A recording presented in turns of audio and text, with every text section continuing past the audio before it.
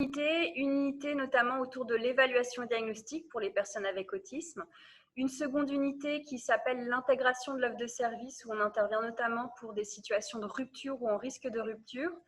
Et la troisième unité dans laquelle on se rencontre aujourd'hui, c'est notre unité de formation.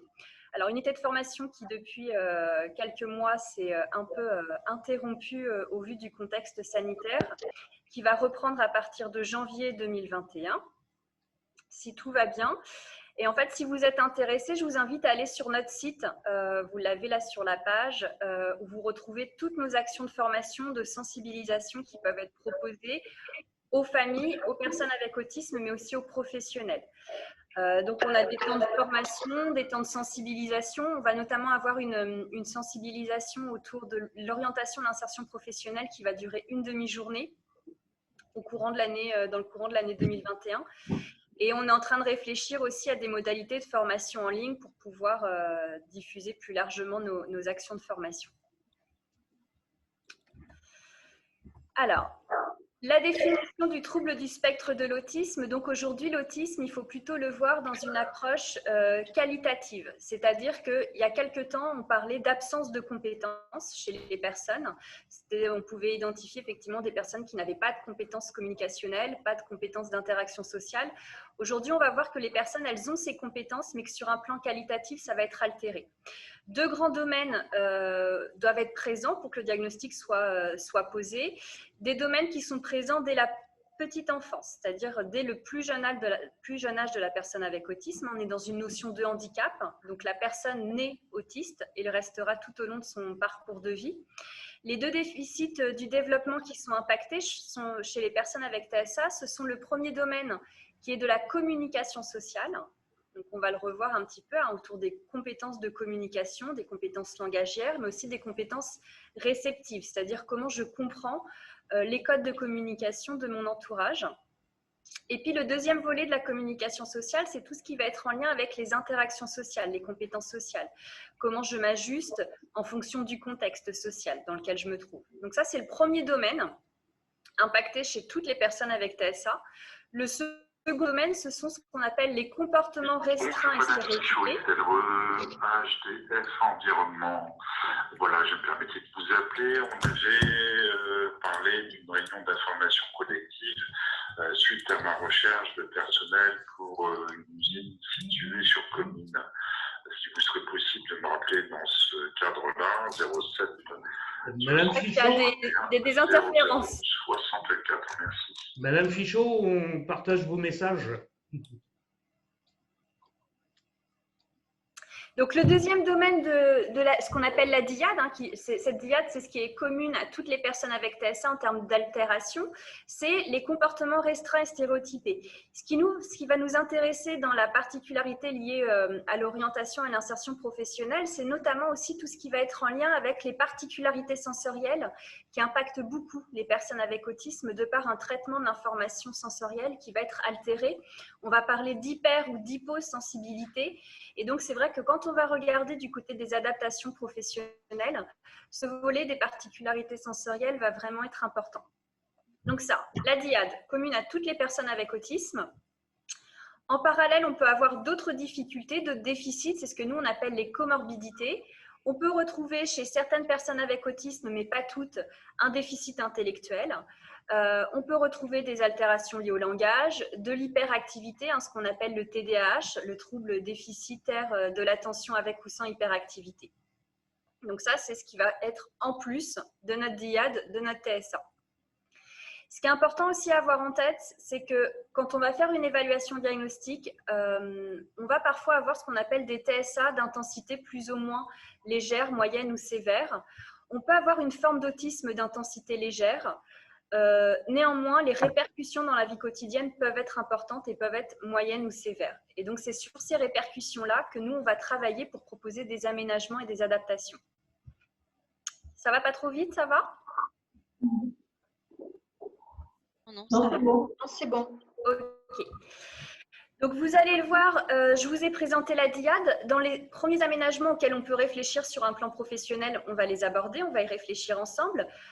En parallèle à cette fameuse dyade, on a chez les personnes avec TSA des particularités de fonctionnement. Les particularités de fonctionnement, c'est tout ce qui va être en lien avec les particularités liées au cognitif, c'est-à-dire aux compétences cognitives. On va parler notamment de tout ce qui est fonction exécutive, de la planification d'une action, de l'organisation d'une action, de la mémoire de travail également, ça fait partie des particularités cognitives, des répercussions, des particularités sensorielles, je vous en ai parlé, émotionnelles et motrices, qui peuvent aussi impacter la personne avec TSA et dont les aménagements vont être nécessaires sur l'activité professionnelle. Les données actuelles, je vous ai remis dans cette diapo les dernières données qui sont issues notamment des stratégies nationales pour l'autisme au sein des troubles du neurodéveloppement. Ça, c'est des chiffres de 2018.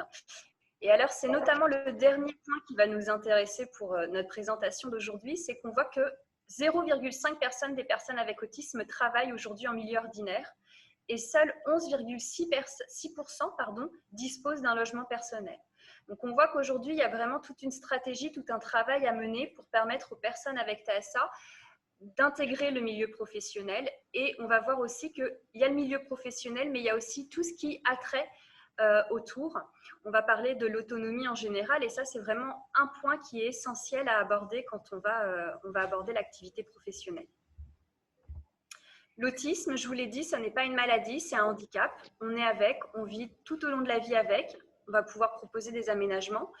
Et donc, cette notion de handicap, il va falloir l'identifier par rapport à des besoins en fonction de l'âge de la personne, en fonction de ses compétences, de ses difficultés, de ses troubles associés, ce qu'on vient d'aborder au préalable, par le biais d'évaluations régulières, ce qu'on appelle nous les évaluations fonctionnelles, c'est-à-dire d'évaluer à un instant T les compétences de la personne, ses difficultés et les besoins qui vont être nécessaires. On peut avoir des besoins d'aménagement aujourd'hui, des besoins qui ne seront plus forcément les mêmes dans 1 an, dans 2 ans, mais peut-être à réaménager, à réajuster. Donc ça, c'est vraiment important.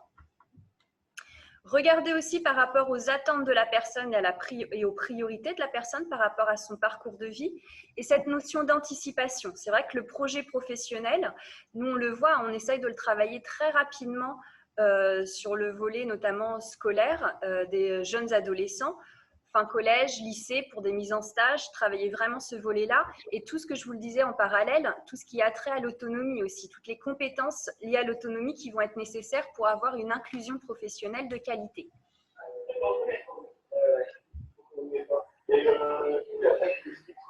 La prévalence de l'autisme, ça a beaucoup évolué. Alors, pourquoi ça a tant évolué? Je vous l'ai dit en introduction, aujourd'hui l'autisme, il faut le voir comme une approche qualitative et plus du tout quantitative.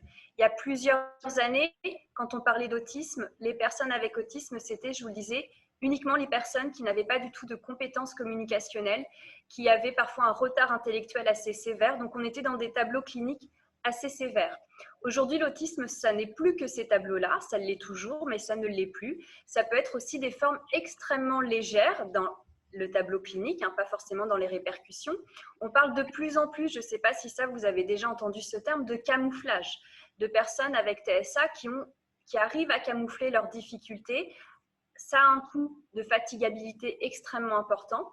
Et donc, vous voyez que quand on était dans cette approche quantitative, c'est-à-dire d'absence de compétences, on parlait d'une naissance sur 10 000. Aujourd'hui, en 2020, on est aux alentours d'une naissance sur 100.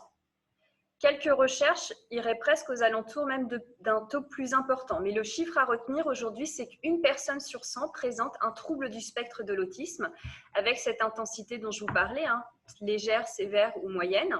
Et en France, ça représente 700 000 personnes qui présentent un diagnostic d'autisme, dont 100 000 personnes qui ont moins de 20 ans.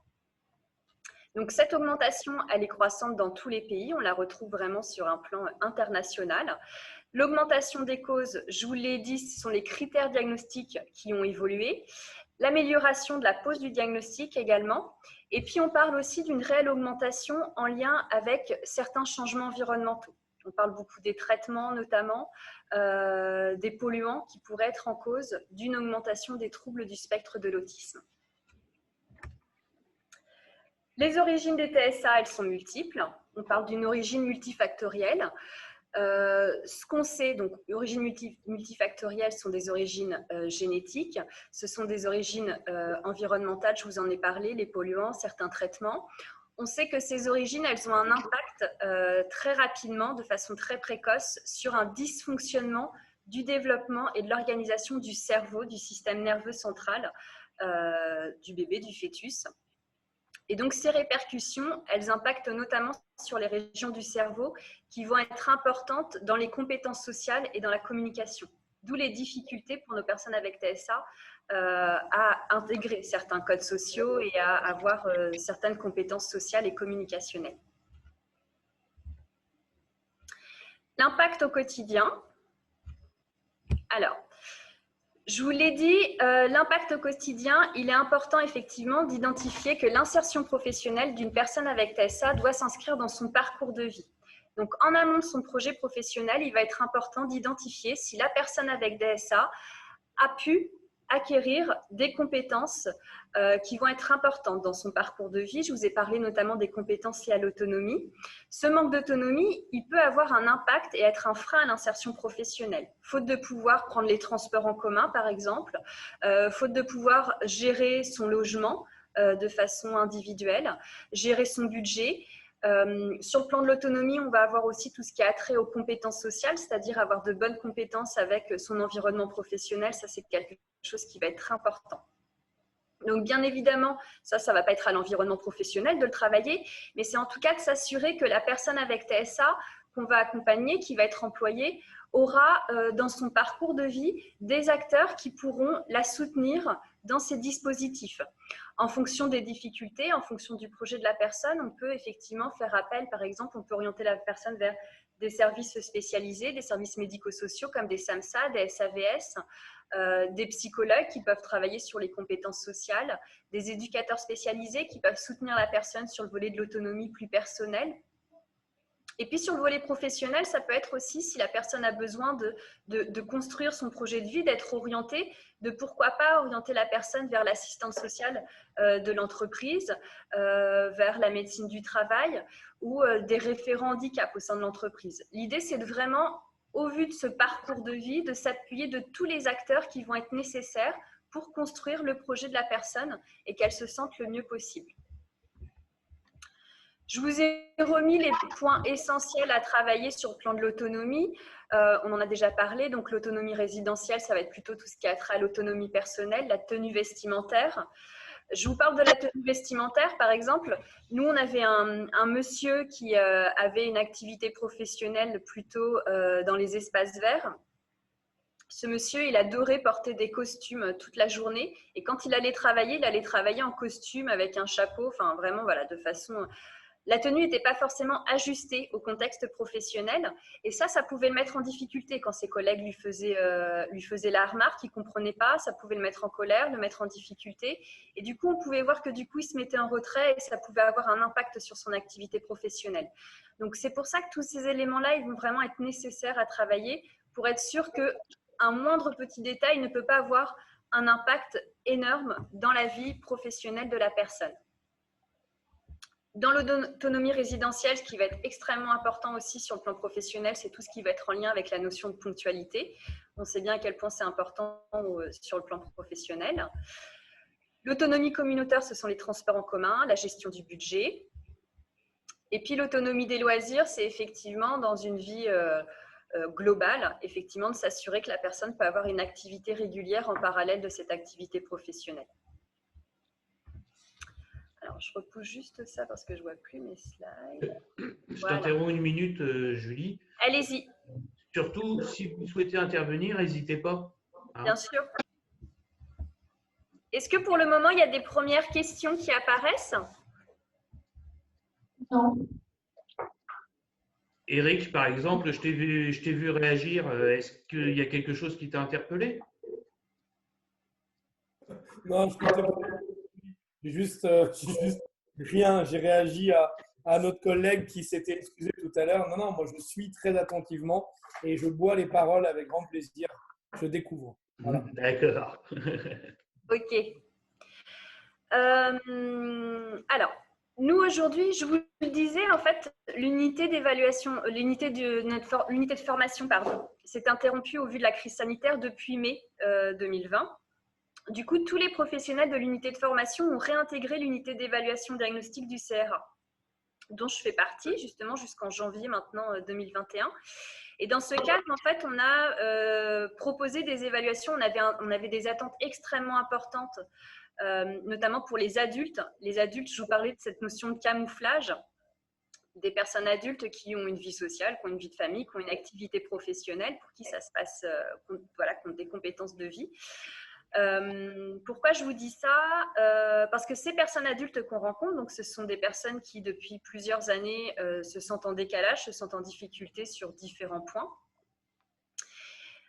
Et quand on les rencontre, notamment à des jeunes gens qui ont un projet professionnel, qui font des études de haut niveau, hein, qui se déroulent vraiment bien, on voit que les compétences sociales sont extrêmement difficiles. Et que du coup, quand on parle de leurs compétences professionnelles, du savoir-faire, le savoir-faire, ils sont incollables. C'est-à-dire qu'ils ont de très bonnes compétences professionnelles, ils peuvent nous expliquer de façon extrêmement fine les compétences professionnelles. Par contre, le savoir-être, regarder dans les yeux, prendre en compte l'interlocuteur, relancer la conversation, là, on va voir qu'ils sont extrêmement en difficulté. Et par exemple, c'est ce qu'on dit toujours et c'est ce qu'on leur explique, on leur dit, vous savez, ce savoir-être, il est tout aussi important, voire plus important que le savoir-être, notamment lors de l'entretien d'embauche. Un entretien d'embauche, vous pouvez avoir les meilleures compétences, le plus beau CV. Si vous ne faites pas un peu semblant, si vous n'essayez pas un peu de séduire votre interlocuteur, de vous vendre, on sait que ça va mettre la personne en difficulté. On sait que cet entretien d'embauche, il est extrêmement important pour le reste de son projet professionnel. Et donc ça, nos personnes avec TSA, l'entretien d'embauche, faire semblant, séduire, jouer un rôle, ça c'est quelque chose qui va être extrêmement difficile et on va voir après comment on peut essayer de le retravailler. Pourquoi ça va être difficile? C'est-à-dire que oui, sur le CV, tout est OK. La personne a toutes les compétences requises. Par contre, au moment de l'entretien d'embauche, elle va avoir du mal avec les expressions du visage. Elle va avoir du mal à relancer en fonction de ce qu'on imagine que l'interlocuteur veut entendre. Elle va avoir du mal à regarder dans les yeux. Elle va avoir du mal à positionner son corps en fonction du contexte, à prendre l'état émotionnel de notre interlocuteur et du coup peut-être remodifier un peu le discours qu'on avait en parallèle. Là, on ne se voit pas, c'est compliqué parce qu'on est en visio, mais quand on est en formation directe, moi, en fonction de vos regards, en fonction de vos réactions, je vais peut-être changer mon discours en fait. Vous allez me donner un indicateur de par votre communication non verbale. Est-ce que vous avez saisi le message? Est-ce que là, vous êtes plutôt d'accord? Est-ce qu'il me semble que là, vous voulez prendre la parole? Donc, tous ces indices non verbaux, ils vont être essentiels pour enrichir le temps d'échange entre nous.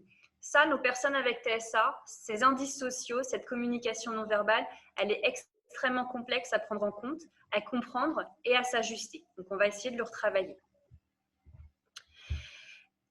Durant l'entretien d'embauche, l'initiative conversationnelle peut être complexe. Engager, relancer une conversation. Quel sujet je dois aborder?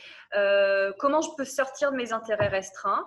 Comment je peux jouer ce fameux rôle social aussi? C'est ce qu'on disait tout à l'heure, hein, d'avoir un peu un rôle qu'on peut jouer lorsqu'on est en entretien. On n'est pas forcément toujours… En tout cas, on se montre sous notre meilleur jour. On ne va pas dire à l'entretien d'embauche, moi je suis toujours en retard, je suis très bordélique. On va essayer de cacher un petit peu tous ces défauts-là et puis de les montrer au fur et à mesure.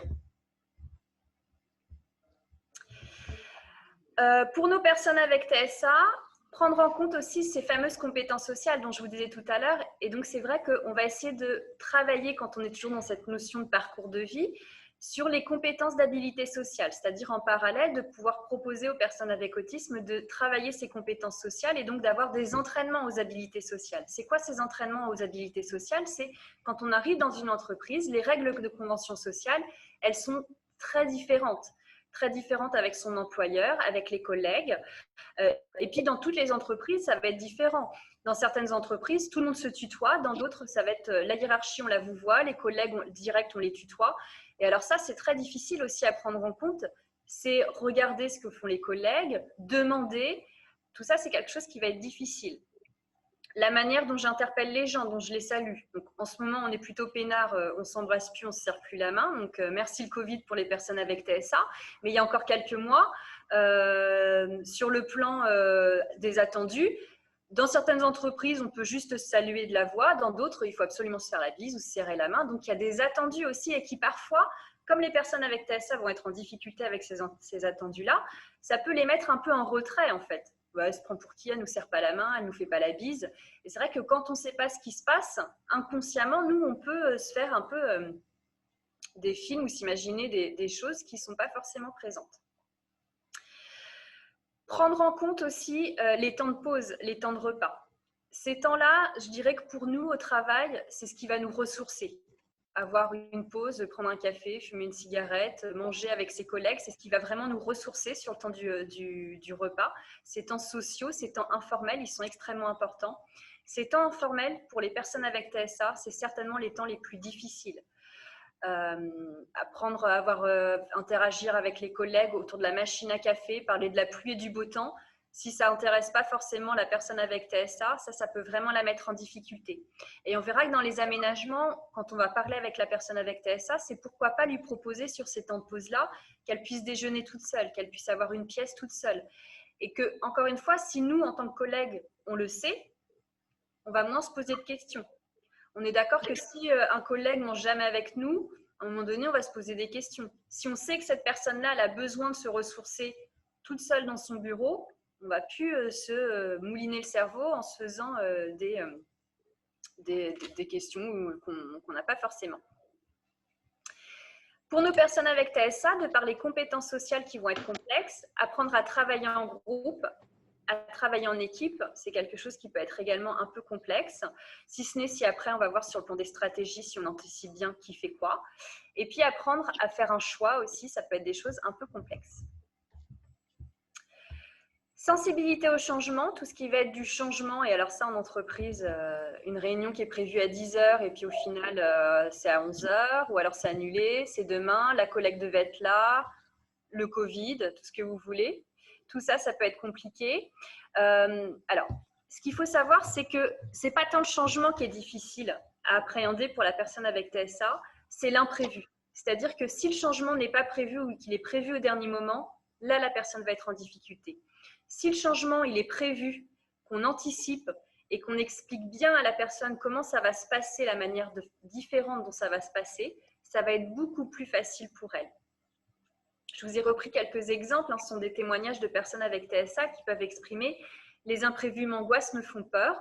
Il m'est même parfois impossible de faire quelque chose qui n'était pas prévu, mais je veux le faire à un moment qui aura été anticipé. C'est-à-dire que du moment où on aura prévu l'imprévu, ou en tout cas qu'on expliquera explicitement à la personne comment ça va s'organiser d'une manière différente, ce sera beaucoup plus facile pour elle d'organiser et d'appréhender cet imprévu-là. Dans l'aménagement des activités professionnelles, un peu ce qu'on fait tous au quotidien, mais là, on va essayer de soutenir au maximum les rituels. Les rituels, c'est ce qui va soutenir la personne sur le plan de l'autonomie, mais qui va aussi la rassurer. Avoir des rituels dans sa journée, savoir à quel moment je dois faire telle tâche, à quel moment je dois traiter mes mails, à quel moment je dois réaliser telle activité. Ça, c'est important pour la personne pour justement soutenir cette autonomie et qu'elle soit plus à l'aise sur le plan professionnel. Les difficultés des fonctions exécutives. Alors, les fonctions exécutives, c'est tout ce qui va nous permettre d'avoir des compétences dans la planification d'une action, dans la modification d'une action, dans tout ce qui va être de l'organisation de notre plan de travail. C'est toutes ces compétences qui nous permettent vraiment de nous organiser dans la vie professionnelle ou dans la vie de tous les jours. Et ça, c'est quelque chose qui peut être complexe pour nos personnes avec TSA. Organiser, planifier. S'il y a un changement, je dois penser à un autre plan d'action et puis ce plan d'action, il doit quand même malgré tout arriver au même résultat que ce qui était imaginé au préalable. Ça peut être des choses un peu difficiles pour nos personnes avec TSA. Est-ce que ça va toujours? Oui. Oui. Il y a des premières questions? Non, c'est clair. Ok. Oui. Oui? Alors, je voulais vérifier s'ils ont toujours pas remplacé le radiateur. Je suis venu voir. C'est bizarre, alors, les adaptations possibles à individualiser, alors c'est une liste non exhaustive, ce sont des premières pistes auxquelles on peut réfléchir. c'est déjà de rencontrer la personne, peut-être de lui proposer aussi de travailler avec de faire le point avec son environnement. On le disait tout à l'heure, s'il y a des acteurs qui interviennent dans son parcours de vie, d'autres professionnels, de repérer quels sont ses besoins en fonction des contraintes professionnelles, quelles sont ses attentes, quelles sont les adaptations qui vont être nécessaires, comment on va travailler donc les habilités socio-professionnelles, ça on en a déjà parlé, permettre à la personne aussi d'identifier sa fatigue. Ça, on sait que la fatigue chez les personnes avec TSA, ça va avoir un impact extrêmement important. Nous, quand on est au travail, effectivement, tous, on est lessivé de notre journée de travail à la fin de la journée, ça, il n'y a pas de souci. Malgré tout, la fatigue, ce n'est pas forcément toujours en lien parce qu'il y a eu la tondeuse, on a entendu la tondeuse toute la journée qui nous a fait la tête comme ça, parce que la lumière nous a brûlé les yeux, parce qu'il a fallu parler avec les collègues de sujets qui n'étaient pas forcément intéressants. Tout ça, pour la personne avec TSA, ça va être d'autant plus des éléments qui vont rajouter à de la fatigue qui, pour nous, ne sera pas forcément un impact à la fin de notre journée. Comment identifier que j'ai besoin d'une pause? À quel moment je peux demander une pause? Où est-ce que je peux faire cette pause-là? Qu'est-ce que je peux faire pendant la pause? Les adaptations qui vont être nécessaires, on a parlé des adaptations sensorielles, les espaces de travail. Alors, le premier espace de travail qu'il faut éviter pour les personnes avec autisme, c'est tout ce qui va être open space. Ça, c'est quelque chose, si on peut l'éviter, ce serait… voilà. Souvent, elles le disent, hein, que travailler en open space, c'est extrêmement compliqué, c'est extrêmement coûteux et que ça rajoute à de la fatigabilité. De voir comment on peut séquencer des tâches de travail, de donner vraiment des objectifs, des sous-objectifs avec un temps où la personne peut réaliser cette activité-là. La préparation à l'entretien d'embauche, alors ça, ce sera les partenaires sociaux qui vont les travailler, mais effectivement, je vous l'ai dit tout à l'heure, la préparation à l'entretien d'embauche, alors pas forcément sur ce savoir-faire qui est présent, mais sur le savoir-être. Comment je me présente? Comment je regarde la personne? Comment je peux relancer? Quels sont les sujets de conversation que dont je peux parler avec mon futur employeur? Et puis, si c'est possible, c'est d'identifier un tuteur ou un référent sur le lieu de l'activité professionnelle, soit le chargé de mission handicap, soit un collègue. Alors, il faut que ce soit sur la base du volontariat. Ce tuteur, il pourra soutenir notamment sur toutes les compétences professionnelles, mais sur tout ce qui va être en lien aussi avec l'environnement social de l'entreprise. Que la personne avec TSA sache que c'est vers cette personne qu'elle peut se diriger pour poser des questions, pour avoir des éléments complémentaires, avoir un repère au sein de l'entreprise, ça peut être aidant. Maintenant, il faut vraiment que ce soit sur la base d'un volontariat parce que des fois, voilà, ça prend du temps et il faut vraiment être présent pour la personne avec autisme. Pour l'employeur, pour nous collègues, pour les premiers contacts, mais je dirais pour l'ensemble des contacts, privilégier les relations par écrit, éviter les appels téléphoniques. Toutes les personnes avec TSA peuvent le dire, les appels directs au téléphone, ça peut être complexe. Privilégier plutôt les mails, les SMS si c'est possible. Et puis, lors de l'entretien d'embauche, convenir d'un rendez-vous. On va définir les modalités, l'horaire, le lieu exact, si c'est au premier étage, le bureau. Est-ce qu'il faudra qu'il précise le rendez-vous au secrétariat? Est-ce qu'il y aura des documents qui vont être nécessaires? De vraiment donner une liste exhaustive un petit peu de comment va se passer cet entretien d'embauche. Lors de l'entretien d'embauche, mais de façon générale, hein, ça c'est des éléments qu'on peut garder en tête pour tout au long de l'activité professionnelle. On va préférer les phrases courtes. On va éviter tout ce qui est de l'abstrait, de l'implicite pour les personnes avec TSA. Les questions fermées vont être privilégiées et puis les imprévus, les retards, on va essayer de les éviter au maximum ou en tout cas de les expliquer à la personne. Repérer les atouts de la personne avec autisme. Donc, avoir une personne avec autisme au sein de l'entreprise en tant que collègue, c'est une personne qui a de nombreuses compétences, qui a un savoir-faire qui est très important, qui respecte très bien les règles. Si vous lui dites que la pause c'est 10h à 10h15, ce ne sera pas comme nous, 10h30 encore devant la machine à café. 10h, c'est de 10h à 10h15. Voilà, les règles, c'est les règles. Ce sont des personnes qui sont sérieuses, qui sont très consciencieuses dans la tâche. qui sont très impliqués sur le plan professionnel. Et du coup, cette implication, on va y être d'autant plus vigilant de par cette charge mentale. Je vous ai parlé de la fatigabilité. Aussi par rapport au fait d'être consciencieux sur l'activité professionnelle, ça peut rajouter une fatigue professionnelle extrêmement importante. Nos personnes avec TSA, elles sont très efficaces dans les tâches qui vont être séquencées, dans toutes les tâches qui vont être visuelles, c'est-à-dire de bien préciser visuellement, alors ça peut même être à l'écrit, hein, de séquencer la tâche de façon visuelle, ça va vraiment aider la personne, encore une fois, à être plus autonome. Des personnes qui ont de bonnes compétences sur le plan de l'observation et du détail et qui sont honnêtes et authentiques. Une attention particulière, les personnes avec TSA ont de grosses difficultés à saisir l'abstrait, l'implicite, qui peuvent parfois avoir une maladresse sociale, qui peuvent du coup, de par cette maladresse sociale, être plus vulnérables que les autres collègues, donc on va être d'autant plus attentif. Qui peuvent, je vous l'ai dit, avoir une résistance face au changement et donc du coup avoir une anxiété importante au travail s'il y a beaucoup de changements, mais comme dans toutes les entreprises, encore une fois, les changements, on peut malheureusement pas y faire grand-chose. Là où nous, on peut intervenir, c'est comment on peut essayer de l'anticiper et comment on peut essayer de rassurer la personne et lui donner un peu une autre ligne de conduite face à ce changement-là, lui donner des stratégies. On va être très attentif à la surcharge sensorielle. Peut-être que dans son bureau, on va baisser le son de son téléphone si c'est possible. On va éviter les lumières très fortes avec les néons et préférer une petite lumière sur son bureau. Enfin voilà, on va vraiment être attentive à cette surcharge sensorielle et parlez-en avec la personne. Elle pourra vous dire aussi ce dont elle a besoin. Elle pourra vous le dire si vous lui posez la question. Ce sera peut-être plus difficile pour elle de prendre l'initiative de vous faire la demande de ces adaptations-là. Donc, il ne faut pas hésiter à en parler avec elle et lui demander quelles sont les adaptations, quelles sont les aides qui vous seraient nécessaires pour vous sentir bien sur l'activité professionnelle. On va être attentif aussi, alors en lien avec la maladresse sociale, la vulnérabilité, sont souvent des personnes qui ont une faible estime d'elles. Donc, on va être très attentif à ça également.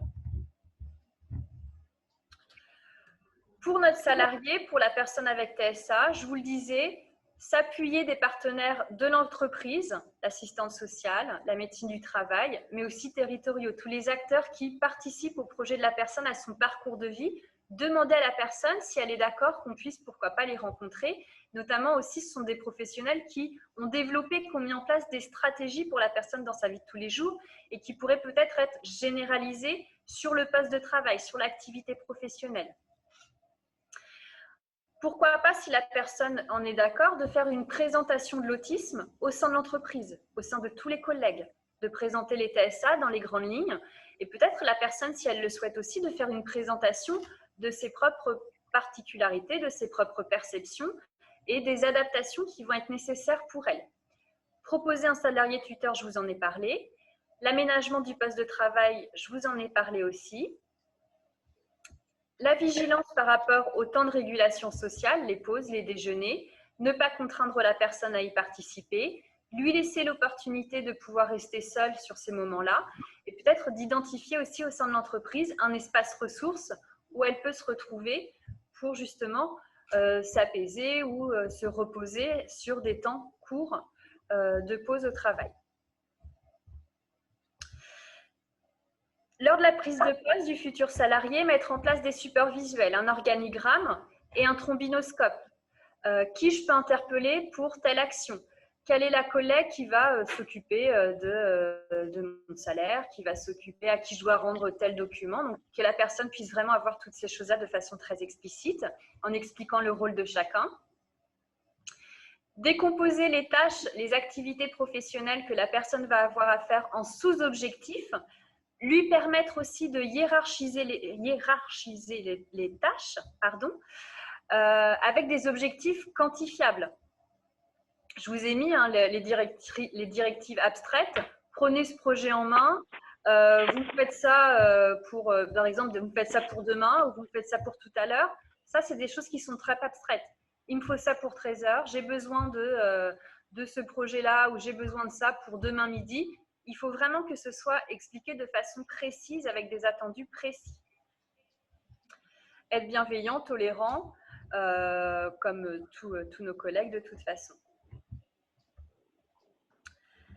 Certaines compensations peuvent être sollicitées auprès de la MDPH. Alors, au CRA, on a réalisé un petit guide. C'est le guide de tout ce qu'on appelle les FALC, les faciles à lire et à comprendre, qui ont été réalisés par la CNSA. Et donc, vous retrouvez notamment tous les documents édités pour la présentation à la MDPH, que ce soit pour le volet enfant et pour le volet adulte. En vous rendant sur ce site-là, vous retrouvez vraiment toutes les compensations liées au handicap.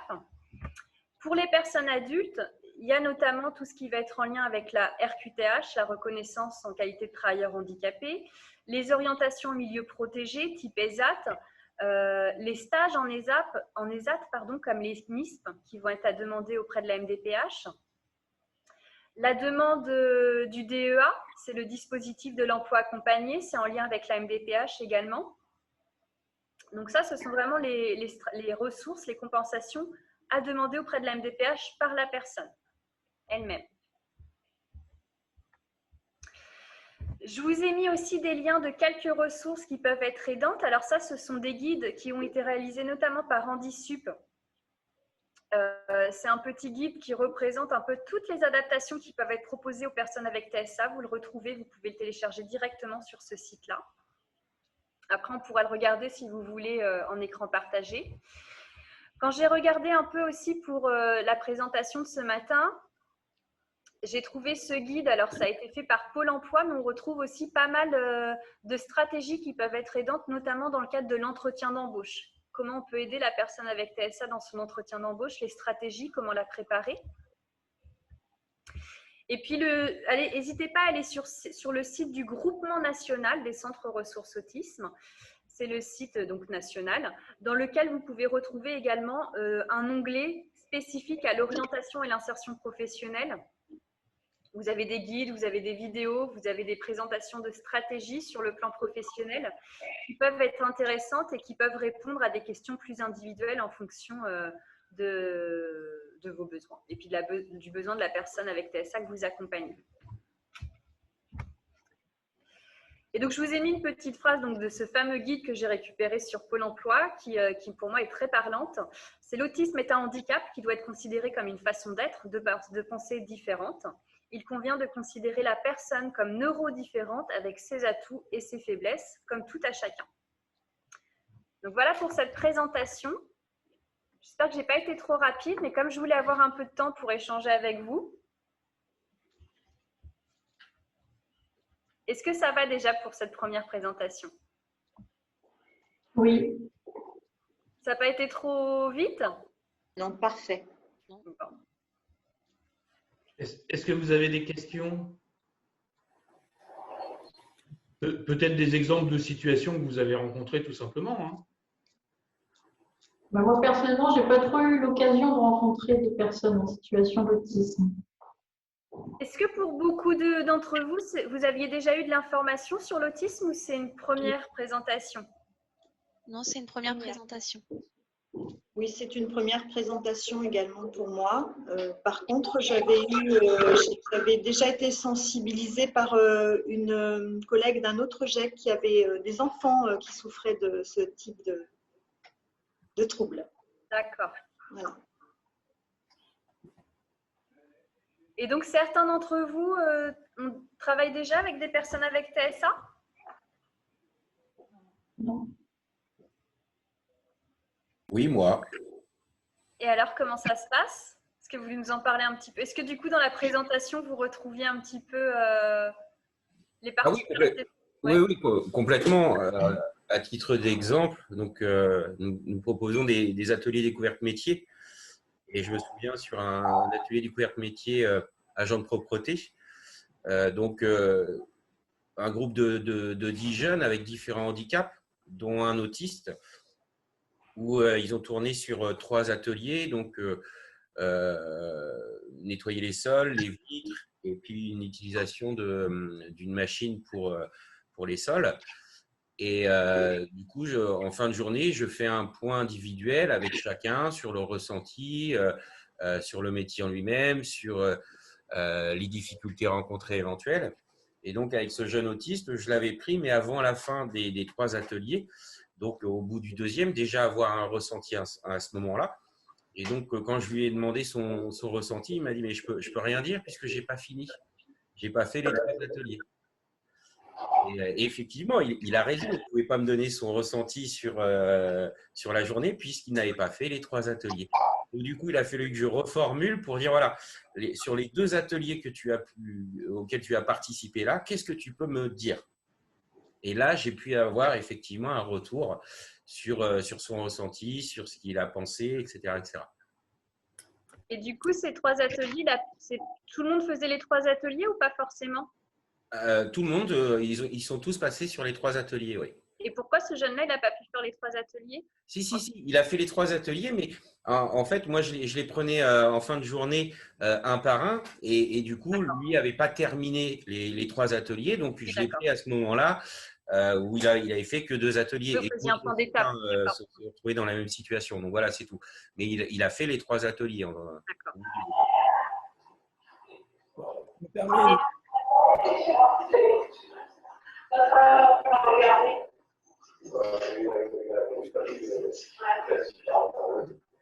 Je crois que ça ne nous est pas destiné. Barbara, tu peux peut-être nous parler un petit peu de ton instrumenteur? Oui, alors attends. Vous m'entendez? Oui. Il y a un ordi qui… Je vais remonter.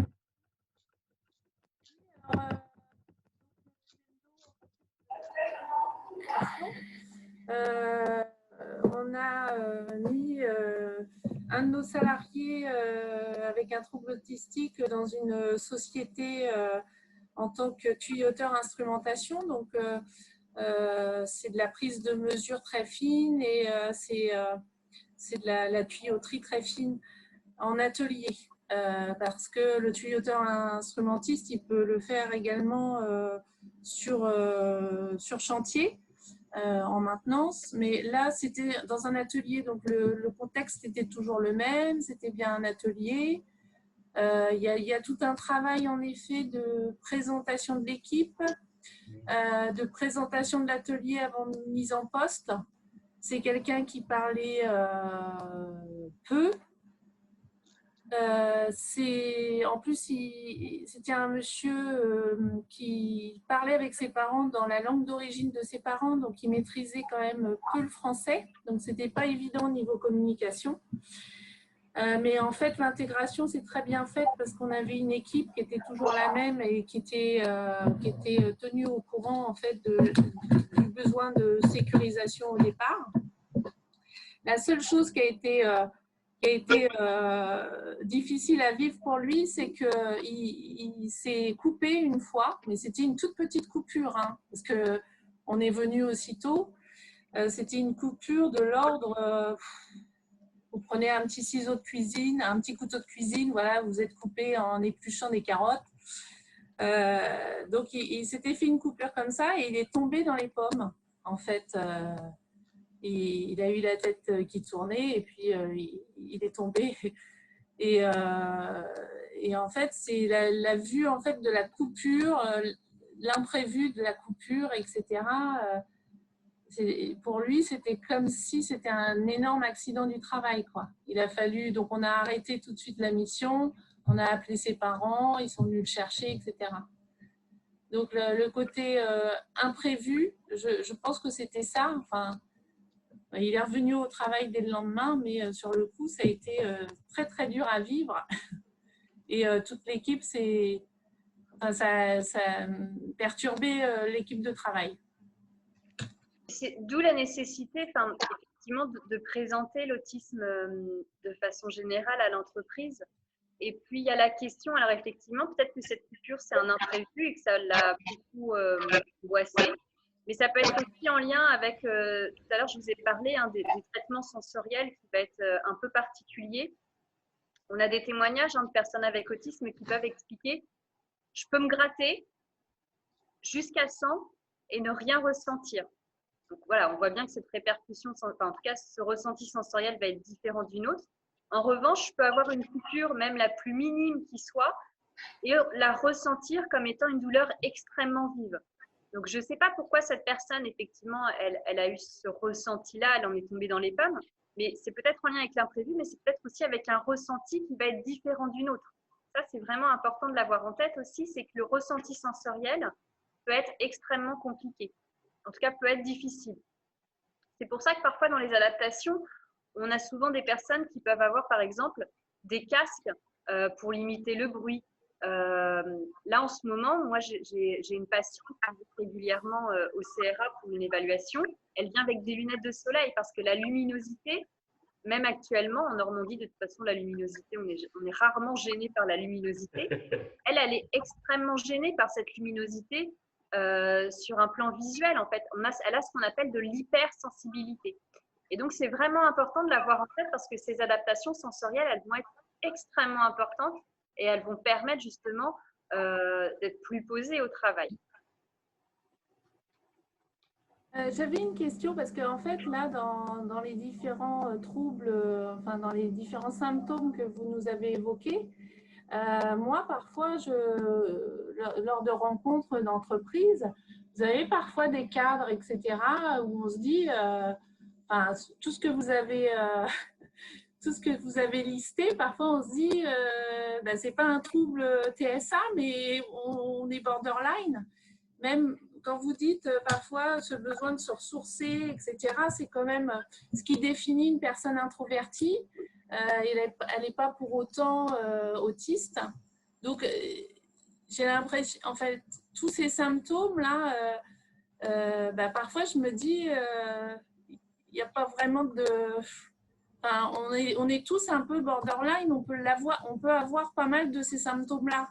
Bien sûr, je suis d'accord avec vous, vous avez totalement raison. C'est pour ça que quand je vous ai présenté, il faut vraiment le voir dans un tableau clinique complet. C'est-à-dire que la personne doit avoir l'ensemble des difficultés, doit avoir des difficultés dans la communication sociale, dans les interactions sociales, dans les comportements d'intérêt restreint et les particularités sensorielles. Bien évidemment que parfois, tous, on peut avoir plus ou moins une difficulté en fonction de ce qui se passe dans notre vie privée. Des fois, ça a des répercussions sur le plan professionnel. Si on est malade, on va être moins patiente, on va être plus fatigué au travail. Voilà. Bien évidemment, mais dans un tableau global, on n'a pas l'ensemble de ces difficultés-là. Et puis surtout, ce qui est important, c'est qu'on arrive à s'ajuster en fonction du contexte. Moi, si j'ai passé, je sais pas, si j'ai passé une très mauvaise soirée ou si avant d'arriver au travail, je me suis disputée avec mon fils parce que devant le collège, je sais pas, il m'a annoncé une mauvaise note. Quand j'arrive au travail, j'arrive à me mettre dans mon contexte professionnel et je suis plus avec mon fils en train de me disputer parce qu'il a eu une mauvaise note. Je m'ajuste à mon contexte professionnel. Vous voyez ce que je veux dire? De la même manière, quand je rentre chez moi le soir, si j'ai passé une mauvaise journée au boulot, je vais déverser, je vais expliquer, puis à un moment donné, je passe à autre chose et j'arrive à me remettre dans un contexte moins professionnel. Donc, c'est toujours un problème d'ajustement, en fait. Et effectivement, que tous, on peut avoir parfois des difficultés, des particularités. On l'a vu tous, on l'a tous subi il y a quelques mois dans les fonctions exécutives, la réorganisation du travail liée à la crise sanitaire. Malgré tout, aujourd'hui, on a tous trouvé des stratégies. Il y a quelques mois, vous m'auriez dit de faire une formation en ligne. Je me représentais ça comme étant un travail extrêmement important. Je l'apprends, je l'ai appris, je le travaille. Il y a des choses qui vont devoir être aménagées, se mettre en place. Mais j'arrive à prendre en compte ce nouveau contexte-là pour développer de nouvelles compétences. Je m'ajuste au contexte. Nos personnes avec TSA, elles pourront le faire, mais ce sera beaucoup plus coûteux pour elles. Est-ce que ça répond un peu à votre question? Oui, tout à fait. Il faut vraiment le voir dans un tableau, faut vraiment le voir comme étant quelque chose de global. Ce n'est pas un élément qui va nous interpeller. Moi, par exemple, je ne suis pas une pro de la ponctualité. Je ne suis pas une pro de l'organisation. Pour m'organiser, j'ai besoin que tout soit écrit. Mon agenda, j'ai besoin de regarder mon agenda tous les jours. J'ai besoin de mettre des temps de préparation pour être sûr que je vais bien préparer ma présentation, par exemple, de ce matin. J'ai besoin que tout soit bien noté. Je sais que c'est une de mes difficultés, donc je sais les stratégies qu'il faut mettre en place. Ça ne fait pas de moi une personne avec TSA. Il faut qu'on ait le tableau clinique complet pour retrouver ce diagnostic d'autisme. J'aurais une question. Est-ce qu'il y a beaucoup de personnes où vous pensez qui ne sont pas diagnostiquées? Oui. Oui, il y a beaucoup de personnes qui ne sont pas diagnostiquées, notamment les formes, je vous l'ai dit, hein, on parle de plus en plus des formes de camouflage. Encore beaucoup de personnes ne sont pas diagnostiquées. Pour vous faire, par exemple, là je vous ai dit l'unité d'évaluation qui a été un peu priorisée au vu du contexte, vu que nos formations sont interrompues. La moyenne d'âge des personnes qu'on évalue actuellement dans l'évaluation diagnostique, elles ont une quarantaine d'années. Ce sont des personnes qui ont une vie de couple, qui ont une activité professionnelle en milieu ordinaire. Et donc, voilà, elles ont une quarantaine d'années, ces personnes. Et là, sur cette unité d'évaluation, j'ai peur de dire une bêtise, mais on est presque à un an et demi d'attente pour avoir une évaluation diagnostique.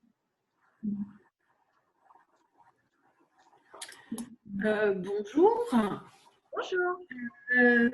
Donc, moi, je suis accompagnatrice socio-professionnelle sur les chantiers d'insertion à Grémontville, près d'Yvetot, donc anciennement Haute-Normandie.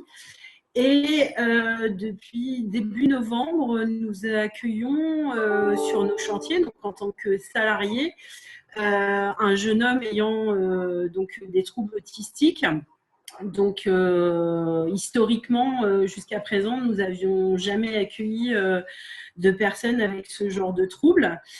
Et là, ça fait donc 24 jours qu'il a intégré notre structure. Et on constate en fait les premières difficultés, à la fois nous en tant que professionnels s'adapter à ces troubles qui sont nouveaux dans notre accompagnement, et les difficultés en fait de ce jeune homme. Et en fait, plein de questions apparaissent, c'est-à-dire comment accompagner au mieux ce monsieur, avec tout ce que vous avez pu identifier. Je vous avoue qu'on est un peu perdu. Ma collègue encadrante sur le support, donc c'est un monsieur qui a intégré le support cuisine. Chez nous, on est un peu, on ne sait pas quoi mettre en place. On a essayé plusieurs choses là depuis son arrivée, mais on est un peu perdu face voilà, à ce profil un peu nouveau pour nous.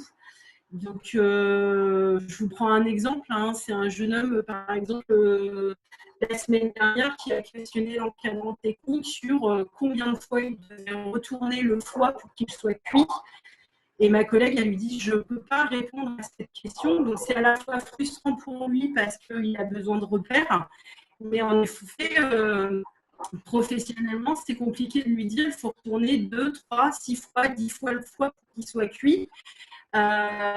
C'est aussi quelqu'un qui, du coup, en fait, a fait chauffer la poêle. Et en fait, la poêle a pris feu. Et donc, il est resté bloqué devant cette poêle qui prenait feu. Nous, systématiquement, on aurait arrêté le feu, poussé la poêle pour comprendre. Lui, il a laissé la poêle parce qu'il voulait comprendre pourquoi ça prenait feu, en fait. Et en fait, c'est quelqu'un qui sollicite énormément parce qu'en effet, il a besoin de repères, il a besoin d'être rassuré. Et en fait, je pense qu'on a besoin, là, concrètement, d'aide pour savoir comment l'aider au mieux, l'accompagner au mieux, pour que ça soit, pour qu'il ne soit pas en souffrance. Et là, je pense qu'on a besoin d'aide concrètement. Je ne sais pas si vous pouvez, peut-être, soit nous donner des premières pistes ou nous orienter vers quelqu'un pour nous accompagner. Alors, ce jeune homme, il a quel âge ? Il a 25 ans. Il a été diagnostiqué visiblement très récemment. C'est un jeune homme qui était suivi en mission locale et donc qui a candidaté chez nous. Et donc voilà, on sent une souffrance chez lui, on sent qu'il y a besoin de beaucoup de repères, beaucoup de cadres sur plein de choses. Enfin, il nous a sollicité aussi, par exemple, s'il pouvait, parce qu'en fait, sur notre site, on accueille des chats, et sa question, c'était est-ce que je peux caresser le chat ? Donc, ma collègue était très déstabilisée par cette question qui n'était pas d'ordre professionnel. Enfin, voilà, et ma collègue en plus est dans une situation aujourd'hui, normalement ils sont 2, aujourd'hui elle est toute seule. Donc, on est quand même une équipe de 17 en cuisine. Et ce jeune homme est très mobilisant, il sollicite beaucoup d'attention. à la fois, on n'a pas les ressources personnelles pour avoir une personne vraiment attribuée que à lui. Donc, on essaye de mettre des choses en lui proposant éventuellement de répondre à ces questions en fin de service, mais forcément, ce n'est pas satisfaisant pour lui. Enfin, voilà, il y a plein de choses. Je ne vais pas développer tout parce qu'on pourrait en parler très longtemps, mais peut-être, est-ce que vous pouvez nous orienter vers quelqu'un qui pourrait nous accompagner Alors, du coup, moi, juste pour remettre le contexte, c'est milieu protégé ou milieu ordinaire, l'entreprise? Non, on est dans un milieu ordinaire, en fait. Et ce jeune homme, il a une RQTH? Oui, tout à fait. D'accord. Et en parallèle de l'activité de son projet professionnel, est-ce qu'il y a des acteurs qui interviennent, des professionnels qui interviennent dans son parcours? Alors, pour l'instant, je n'ai pas encore, je vous dis, ça fait très peu de temps qu'il est arrivé chez nous. Donc, je n'ai pas encore eu le temps d'aborder cette question avec lui. Spontanément, j'aurais plutôt tendance à vous dire effectivement d'échanger avec lui et de voir s'il y a des professionnels qui interviennent en parallèle. Je vous ai parlé tout à l'heure des éducateurs spécialisés, d'un psychologue peut-être, d'une structure sociale qui soutient sur d'autres domaines et de lui demander s'il serait d'accord pour que vous vous mettiez en lien avec ces professionnels pour justement réfléchir de façon globale. Et peut-être qu'il y a des stratégies qui sont utilisées dans d'autres contextes qui pourraient être utilisées sur le milieu professionnel. Alors, visiblement, le peu que je sais, c'est que c'est un jeune homme qui n'est pas forcément accompagné. Enfin, c'est un jeune homme donc, qui vient de la mission locale, donc il avait un conseiller mission locale, mais c'est quelqu'un qui vit en logement autonome, qui a une compagne, donc je pense qu'il est aussi, en tout cas, c'est de la façon qu'il l'a exprimé, c'est qu'il y a un vrai soutien au niveau de sa compagne. Il y a visiblement l'envie d'être accompagné notamment par le SAMSA pour tout ce qui est au quotidien. En tout cas, c'est une demande qui est visiblement en cours pour soulager aussi sa compagne. Mais en termes de professionnels, il n'y a pas d'assistante sociale. Ce que j'en sais, visiblement, je ne crois pas qu'il y ait de professionnels dans la boucle pour l'instant. Il n'y a pas d'assistante sociale au sein de votre entreprise? Non, non.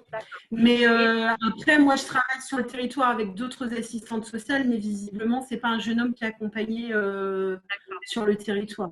Et le SAMSA dans lequel il est en attente, vous savez lequel c'est? Non, ça a été juste abordé lors de l'entretien d'embauche, il m'en a fait part, mais je n'ai pas refait le point avec lui pour l'instant. Parce que peut-être ça vaut le coup de refaire le point avec lui en lui expliquant, voilà, de reprendre avec lui comment il se sent, lui, sur l'activité professionnelle. Est-ce qu'il a repéré des moments où il était plus en difficulté? On voit qu'il y a des difficultés sur le plan des initiatives, les fonctions exécutives. Vous parlez de la poêle en feu. C'est vraiment clairement un exemple de fonction exécutive, c'est-à-dire il se passe quelque chose, comment je peux modifier ce qui était prévu initialement. Si en plus il est en attente de SAMSA, moi j'aurais tendance à voir avec lui effectivement si certains SAMSA spécifiques autisme ont ce qu'on appelle des pôles ressources.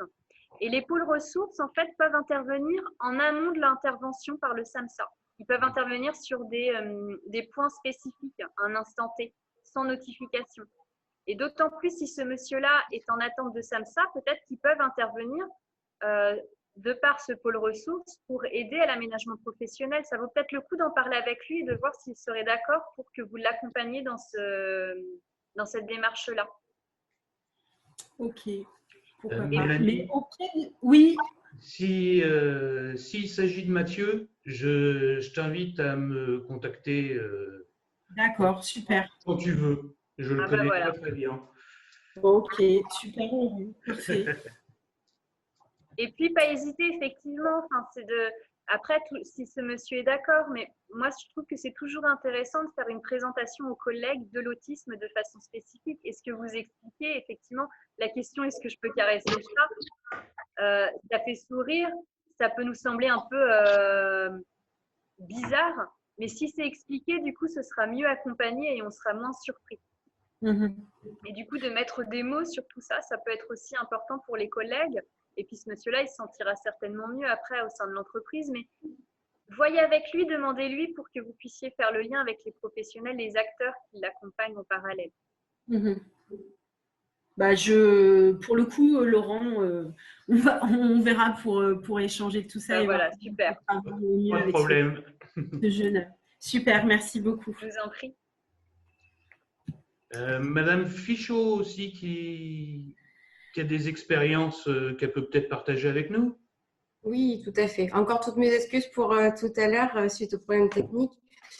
Donc en effet, nous on a accompagné donc Mickaël qui présente des troubles autistiques, que j'ai accompagné sur une reconversion dans la comptabilité et notamment dans une entreprise en open space, sans référent nommé au préalable, dans le cadre d'une reconversion, donc avec une formation à mettre en place. Tout ce que vous avez expliqué, je le reconnais, mais complètement. Notamment par rapport à la relation aux autres. Donc nous, ce qu'on a décidé de faire, c'est vraiment de préparer son arrivée, de sensibiliser en amont les équipes avec son accord, bien entendu. Et on est venu mettre en place, donc, première chose, désigner un référent en entreprise d'accueil pour qu'il sache vers qui se tourner et qui solliciter, puisqu'à la base, il était rattaché donc, à la directrice financière qui n'avait pas forcément du temps à lui consacrer. Donc, on lui a nommé un collaborateur qui était plus à même de répondre à ces sollicitations, puisque en effet, il a énormément sollicité au début de son parcours. Ensuite, sur la mise en place de formation, on a privilégié la formation en interne plutôt qu'en externe avec le déplacement et la multiplication des intervenants dans son parcours. Donc, il est monté en compétence dans le cadre d'un contrat de professionnalisation sur mesure, où c'est son binôme qui le formait petit à petit avec des tâches séquencées. Donc, on est venu faire des fiches de travail mission par mission. On est venu vraiment décortiquer les attendus de pourquoi on doit faire cette mission-là. Et Mickaël avait vraiment besoin de comprendre la logique de pourquoi on doit faire dans tel ordre et pas autrement. Donc, on a vraiment créé tout un book avec les techniques liées à toutes les compétences qu'on avait à acquérir. Et chose, ça a été assez, au départ, je n'y ai pas forcément pensé, mais l'entreprise organise chaque année un séminaire d'équipe où ils se retrouvent pendant un week-end à travailler tous ensemble sur les valeurs de l'entreprise. Donc moi, en tant qu'accompagnante interne, je n'étais pas forcément au courant au début. Et quand Mickaël m'en a parlé, il était très surpris de cette pratique d'entreprise. Et donc, ça se passait sur du vendredi au samedi midi avec une soirée déguisée. Alors là, c'est ça. Donc, l'entreprise s'est quand même le proposer à Mickaël, puisqu'il faisait partie à part entière de l'équipe. Donc, on en a échangé avec lui, voir ce que lui pensait. Est-ce qu'il y avait des craintes par rapport à ça. Donc, en effet, on a revu avec lui toute l'organisation de la journée. La planification, on lui a tout expliqué. On lui a montré les lieux en amont pour qu'il puisse se repérer et avoir une idée de l'endroit où ça allait se passer. Et pendant tout le week-end, on a désigné une personne référente. Donc, si jamais il ne se sentait pas à l'aise, s'il voulait faire demi-tour, il savait qu'il avait des numéros à contacter en cas d'urgence pour qu'on vienne le chercher. Finalement, belle surprise, il a joué le jeu et il s'est même déguisé. Donc, ça a été une réussite. Dans sa montée en compétences, il est monté en compétences plus lentement qu'une autre personne. Et comme nous, notre dispositif d'accompagnement était de 12 mois, on a fait le lien avec le dispositif emploi accompagné derrière pour que Mickaël passe en contact et que l'entreprise non plus. Et donc, il est toujours en CDI, il est très épanoui, il a pris son indépendance, il a son propre logement. Grâce nous, il a financé son permis de conduire, il a obtenu également. Donc voilà, c'est un beau parcours que je souhaitais vous faire partager. Je vous remercie. Je vous remercie parce que du coup, c'est vrai que ça met en lumière toute la présentation un peu théorique. Et tout ce que vous avez fait, oui, et on voit bien que vous voyez que ça ne veut pas dire que c'est impossible. Ça veut juste dire qu'effectivement, il y a vraiment besoin d'aménagement et qu'une fois que c'est aménagé, il y a plein de choses qui sont possibles et qui se passent vraiment bien. Et on le voit bien dans votre témoignage. Et sur le plan des interactions sociales au sein de l'entreprise, et puis sur le savoir, pour le coup, le savoir-faire, avec une montée en compétences qui s'est plutôt bien passée. Super. Et également, si nous, dans l'équipe, on a accueilli une nouvelle collaboratrice qui est la présidente du réseau Bulle France. D'accord. Et son fils présente des troubles autistiques. Donc, elle nous a depuis… donc, j'avais déjà eu l'expérience avec Mickaël. Donc, voilà, j'ai appris avec lui sur le terrain. Et depuis, notre collègue Laurence nous fait énormément de sensibilisation et vient nous accompagner sur chaque parcours qu'on accompagne. Actuellement, on a encore 2 collaborateurs qui sont en parcours d'insertion dans l'informatique. D'accord. Voilà. Ah, beaucoup d'expériences qui se passent bien. Oui, tout à fait. C'est super. Les guides dont je vous ai parlé, le guide Simon et Autisme et Emploi, c'est des guides que vous connaissiez un petit peu? Pas du tout. Après, voilà, c'en est 2, mais je vous dis, sur le site du GNCRA, vous pouvez en retrouver plein d'autres, même des vidéos de présentation de certaines entreprises qui ont proposé cette inclusion professionnelle depuis plusieurs années. Donc vraiment, vous allez avoir, il y a plein de ressources très, très riches. Alors, on vous fera parvenir de toute façon le support, donc vous aurez tous les liens pour aller chercher les guides en question. Avant de terminer, nous, on aurait une question. Je ne sais pas si vous nous entendez. Oui. Bonjour, Julie Richard, je suis conseillère en insertion professionnelle. Je suis avec ma collègue, on est toutes les 2 conseillères en insertion professionnelle sur Actif Insertion Fécamp. Et on accueille depuis peu de temps une personne qui regroupe plusieurs troubles qui ont été énoncés précédemment, mais pas diagnostiqués. Donc, on a des difficultés, on ne sait pas comment on peut l'accompagner vers un diagnostic ou en tout cas l'accompagner vers l'emploi, notamment en termes d'entretien d'embauche, parce qu'il n'y a pas trop de problèmes sur le lieu de travail. Mais par contre, en entretien, nous, on a pu le repérer dès le départ où elle a le regard qui est fuyant, il y a très peu de communication. Donc là, elle est sur une formation justement sur la confiance, l'estime de soi et il y a un entretien d'embauche, une simulation d'entretien d'embauche sur la fin, mais classique. Et nous, on se demande comment on peut l'accompagner sur quelque chose de plus personnalisé et adapté. Alors, il y a 2 questions sur la question du diagnostic. Il faut que ce soit une demande de la personne. On ne peut pas faire la demande à la place de la personne. Nous, au CRA, Normandie Senior, effectivement, on a une unité adulte. Donc, on peut effectivement, la personne, à partir de 16 ans, peut faire une demande directement au CRA et être reçue au CRA. Maintenant, je vous l'ai dit, nos délais d'attente, on est aux alentours de 1 an, 18 mois. Donc ça, c'est une première chose. La deuxième chose, c'est que ça ne veut pas dire qu'il faut attendre que le diagnostic soit posé pour proposer des adaptations, surtout si vous avez identifié des points un peu qui pourraient impacter la personne, notamment l'entretien d'embauche. Ce qui est sûr, c'est que si on part sur de la formation, il faut du pratico-pratique. Il faut vraiment quelque chose d'hyper concret, de l'entraînement. C'est-à-dire l'entraînement, on se place devant la personne, on pose les questions, qu'est-ce qu'on attend en retour, comment il faut se positionner, quelles sont les réponses qu'il peut donner, quels sont les sujets qu'il pourrait aborder. Il ne s'agit pas au moment de l'entretien d'embauche si, je dis n'importe quoi, le futur employeur nous demande on a des hobbies, ça peut arriver, si on a des hobbies. Alors oui, non, on a un hobby, je sais pas, j'aime voyager, j'aime le cinéma, mais on ne va pas aller plus loin que ça. La personne avec TSA, si vous partez sur ces hobbies, on peut être parti sur une présentation de la Deuxième Guerre mondiale, du Moyen-Âge, enfin des choses, voilà, des intérêts assez restreints. Donc, il faut vraiment l'entraîner à ça parce qu'effectivement, ce point-là, l'entretien d'embauche, c'est ce qui peut vraiment le mettre en difficulté. Et donc, faire de l'entraînement sur les attendus, comment on se présente, comment on se met en avant.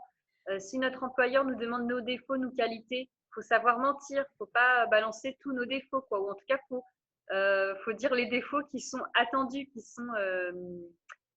qui peuvent être entendus au moment de l'entretien d'embauche. Vous voyez ce que je veux dire?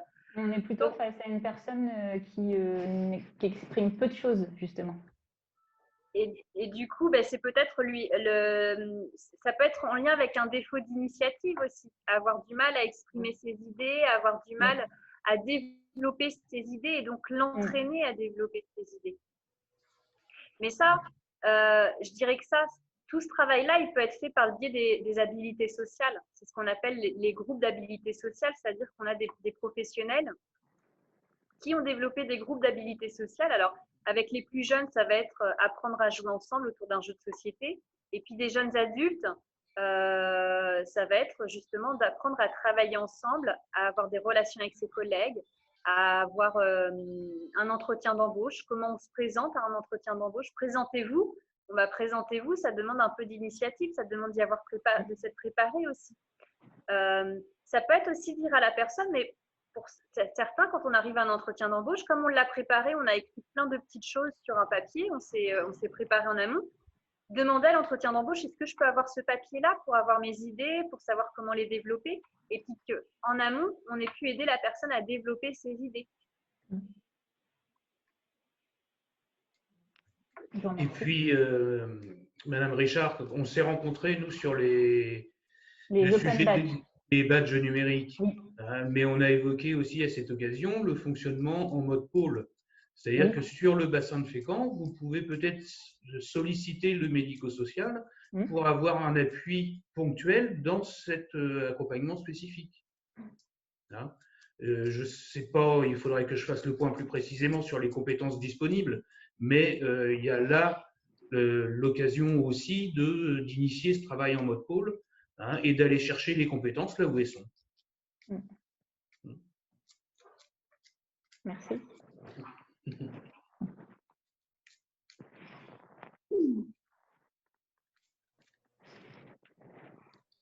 Est-ce qu'il y avait autre chose, d'autres points que vous vouliez voir précisés? Alors, moi, j'aurais une question, parce que là, on parle de personnes pour lesquelles le diagnostic a déjà été posé. Moi, je souhaiterais, alors peut-être que les réponses seront les mêmes que ce qu'on a entendu là, mais comment nous, conseillers en insertion, moi je suis conseillère en insertion sur Bretonne Service, qui est une association intermédiaire donc, qui met à disposition du personnel au temps passé, auprès de divers clients. Et moi, j'ai été, à un moment donné, il y a à peu près 3 ans de ça, j'ai eu en accompagnement une dame qui était sur la région parisienne et qui a voulu changer d'environnement, déjà dans un premier temps, suite à un licenciement pour faute grave. Et il y avait des choses qui me paraissaient classiques, on va dire, si tant est qu'on puisse dire ça, sachant que c'était quelqu'un qui était très, très renfermé sur elle-même, hypersensible. Et moi, je n'avais, bon, l'autisme, je connais l'autisme comme, on va dire, tout à chacun par le biais de l'autre, mais pas, oui, mais pas par le biais, pas avoir été confronté réellement à ce type d'handicap. En fait, je n'avais pas les outils. Je ne savais pas comment faire comprendre à mes collègues, en fait, quel était le problème de la personne. Alors, j'ai expliqué que c'était lié à un handicap. Enfin, au fur et à mesure des étapes et des accompagnements, moi, je l'ai orienté vers un psychologue, donc, qui a pu, donc, on va dire, poser un diagnostic. Donc, c'est une personne qui avait 45 ans à l'époque, donc elle n'avait pas été diagnostiquée avant cette période-là. Et nous, dans le cadre de l'association intermédiaire, c'est de la mise à disposition, comme je vous l'ai dit tout à l'heure, chez les clients. Donc, il faut de l'autonomie. Donc, la personne, elle avait de l'autonomie, elle exerçait son travail, elle exécutait les tâches correctement, mais avec une lenteur beaucoup plus prononcée que ce qui est demandé par le client. Ce qui a eu pour résultat un arrêt total des mises à disposition, parce que mes collègues qui étaient chargés des mises à disposition craignaient des retours négatifs des clients. Donc, je me suis retrouvée avec la personne, j'ai continué malgré tout l'accompagnement. J'ai réussi à l'orienter vers une entreprise d'insertion qui l'a accepté dans son effectif. Et là, on a pu travailler beaucoup plus profondément sur non pas la maladie, enfin le handicap, parce qu'après, elle a eu des personnes compétentes, plus compétentes que moi en tout cas. Et donc là, on a pu travailler le projet professionnel. Mais ma question est, nous, CIP, comment pouvons-nous avoir un support ou des adresses ou enfin que sais-je pour justement essayer de diagnostiquer, si le terme n'est pas forcément bon là, mais d'avoir... parce que là, ça a été quand même assez difficile, sachant que l'autisme, bah, c'était pas vraiment tout ce que Madame Bali nous a expliqué tout à l'heure. C'était plus léger, mais il y avait quand même un frein à l'emploi. L'emploi qu'elle avait quitté, qu'elle avait eu pendant 10 ans, c'était quelque chose de répétitif. Là, aujourd'hui, c'était retravailler l'orientation professionnelle. Donc, monter le dossier MDPH, alors ça a pris 1 an, plus d'1 an même, 1 an et demi. Donc, tant que ça, c'est pas fait, on ne peut pas aller vers d'autres structures pour l'accompagner véritablement. Donc, voilà, là, c'est au moment où on ne sait pas ce que la personne a, comment on fait, nous. Ça pose... Alors, déjà, il y a la question... comme vous dites, je pense que je ne m'exprime pas bien, comme vous m'avez dit. Donc, la question du diagnostic. Le diagnostic, il peut être posé que par un médecin. Par contre, ce qui est certain, et vous l'expliquez bien, c'est qu'on est tous des acteurs du repérage, en fait. Et du coup, moi, dans votre témoignage, j'aurais plutôt tendance à me dire, nous, notre travail, c'est d'identifier un réseau vers qui orienter les personnes.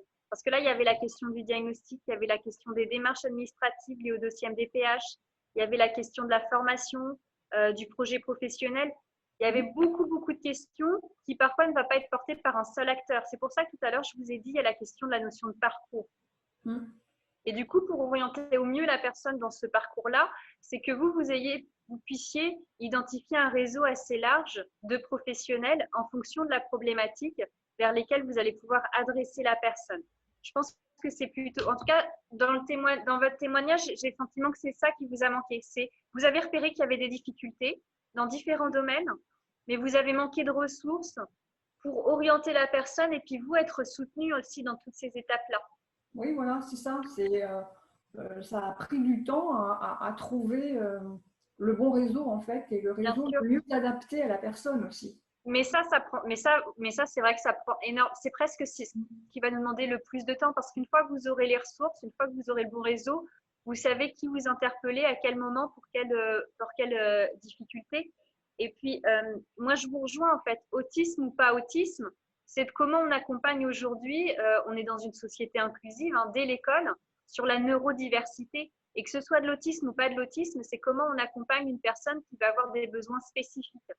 Et du coup, c'est vraiment l'identité, c'est vraiment la nécessité de créer, de se développer un réseau pour pouvoir orienter au mieux, à un moment donné, les personnes en fonction de leurs attentes et de leurs besoins. Oui. Et puis, de ne pas hésiter, moi, c'est ce que je vous disais tout à l'heure, d'en parler avec la personne elle-même et de ne pas hésiter à lui demander, au regard de la situation, au regard de ce qu'on voit actuellement, je vois que vous êtes en difficulté sur tel ou tel domaine. Est-ce que vous êtes d'accord, si vous le souhaitez, pour qu'on contacte là où les professionnels que vous rencontrez pour voir des stratégies qui pourraient vous être aidantes au travail. Le faire avec la personne, si c'est possible. Vous voyez, c'est de s'appuyer de ces réseaux. Ce réseau-là, il va se construire de cette manière-là parce que peut-être que demain, vous allez avoir une autre collègue et puis vous allez réinterpeller la psychologue, même si ce n'est pas la psychologue de cette collègue-là, mais parce que vous savez qu'elle a des stratégies, elle pourra vous donner peut-être une autre piste.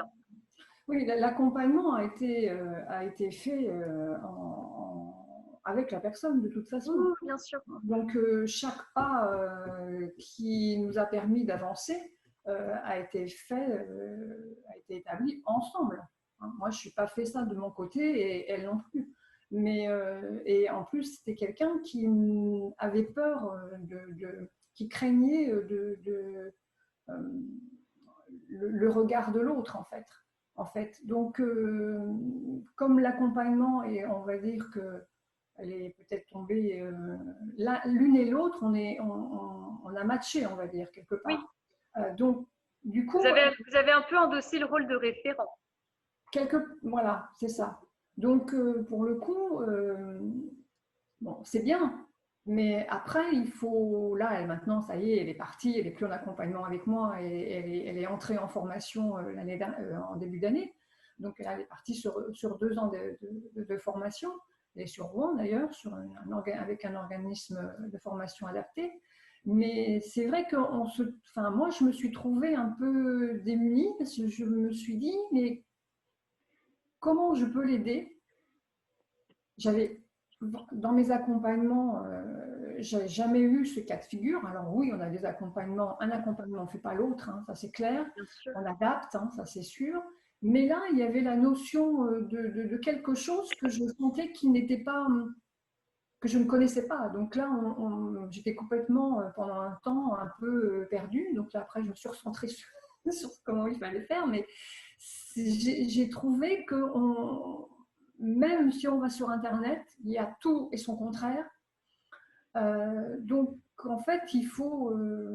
j'ai passé pas mal de temps à chercher des personnes ressources et des organismes ressources le mieux adaptés, et que je savais qu'elle commencerait avec elle et qu'elle irait un bout de chemin avec cette personne. Il ne fallait pas passer par un organisme X pour passer vers un autre Y et un autre… vous voyez ce que je veux dire?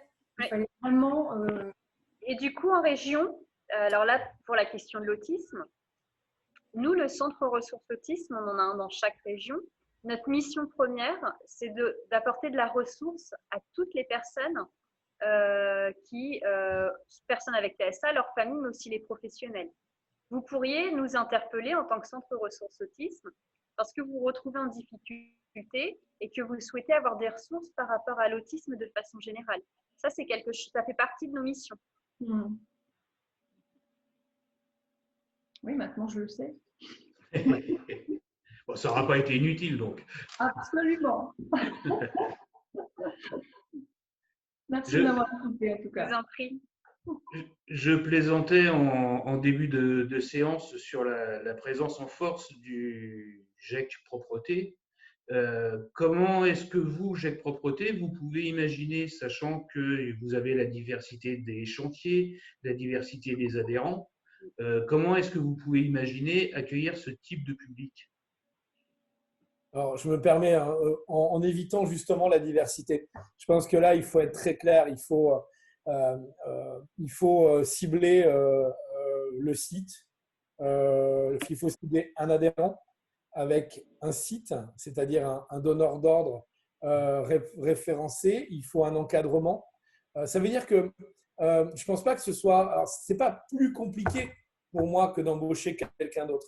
Par contre, on doit être beaucoup plus en précaution sur l'endroit, les conditions de travail. Moi, j'ai entendu tout ce que Julie, et bravo à vous, Julie, c'est une clarté exceptionnelle sur la gestion d'un temps de pause, le regard qu'ils vont avoir. Je trouve cet exemple exceptionnel. Il y a le temps de pause où tout le monde respire et où on sort tout et n'importe quoi. C'est celui où lui va perdre tous ses moyens. Alors qu'on voit bien que l'argument, c'est que la force de cette personne, c'est la qualité de son travail. Donc, finalement, ce que l'employeur va reprocher toujours à l'humain, et ben là, il ne pourra pas le reprocher à ce salarié-là. Il faut juste éviter que d'un temps de pause dont on n'a rien à faire, quelque part, devienne un moment qui va le mettre en difficulté. Et donc, on voit bien qu'il faut avoir l'encadrement. Ça va être impératif. Donc, on ne peut pas embaucher comme on embauche habituellement en se disant que les voyages forgent la jeunesse, que de changer d'entreprise, d'avoir plusieurs employeurs, plusieurs sites différents, d'avoir des plannings qui changent, c'est l'idéal pour apprendre plus vite et devenir polyvalent. C'est tout l'inverse. On est d'accord qu'il faut éviter tous ces principes-là, vraiment. Voilà, donc moi, tu l'as dit, on est en force parce qu'on a créé un groupe de travail sur la base du volontariat handicap avec 9 de mes collègues du GEC Propreté en se disant on ne doit pas faire n'importe quoi, on n'a pas le droit. On n'a pas le droit de faire n'importe quoi.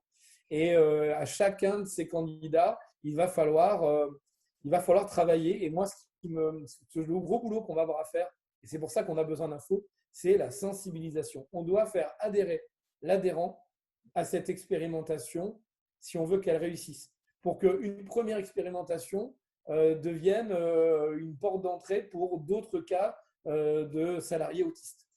Mais on sait qu'avec les entreprises, dans un groupement d'employeurs, le premier coup, il ne faut pas le rater. Sinon, ça crée, comme d'habitude, des pseudo-craintes, peurs, préjugés, voilà. Et après, on sait que la porte, on aura du mal à la réouvrir. Donc, nous, on va y aller, mais il faut identifier l'adhérent, identifier l'entreprise accueillante, le donneur d'ordre. Vous voyez, nous, il y a plusieurs paramètres. Il n'y a pas que l'entreprise qui va accueillir le salarié. L'entreprise, chez nous, ça va être une entreprise de propreté qui va mettre ce salarié à travailler dans une équipe chez un donneur d'ordre, un client. Donc, il y a deux niveaux avant d'arriver sur le site aux conditions de travail. Et plus il y a d'intermédiaires, plus il y a de risques qu'on ait quelqu'un qui fasse n'importe quoi en termes ou qui ne sache pas réagir. Parce que là, autant, pardon, mais Julie, votre explication, c'était limpide et c'était lisse. Mais après, quand on part dans les témoignages, ça fait un peu peur, quoi. Quand on part dans les témoignages des difficultés que chacun a rencontrées, on se dit « Oh putain, est-ce qu'on va y arriver ?» Parce qu'on n'a pas envie de rater non plus. Parce qu'on sait que si on rate, ce n'est pas grave pour nous. Mais si on rate, c'est grave pour la personne qu'on va faire échouer. Et c'est pour ça que vraiment, c'est pour ça que dans l'introduction, je vous ai dit, voyez-le dans la notion de parcours et n'hésitez pas à vous appuyer des acteurs en parallèle. Je pense que là, c'est la clé pour que parce que peut-être que le retour, vous ne l'aurez pas vous, mais que ce sera les professionnels qui accompagnent la personne qui auront un retour, qui du coup, si vous avez un lien avec lui, pourra en échanger avec vous. Enfin, vous voyez, je pense que la clé, elle est là en fait. Vos professionnels, de toute façon, il n'y a pas à chercher. Ils doivent travailler forcément avec nous, nos accompagnateurs. C'est main dans la main parce qu'en effet, des fois, le jeune ou le moins jeune ira dire à son référent quelque chose qu'il n'osera pas nous dire à nous. Ça, ouais. Mais on l'a déjà quand on travaille avec, pardon, c'est un autre handicap, mais quand on travaille avec les IM Pro, les IME, on est déjà dans ce genre de rapport où on sait qu'à deux, on va être beaucoup plus fort pour l'accompagner.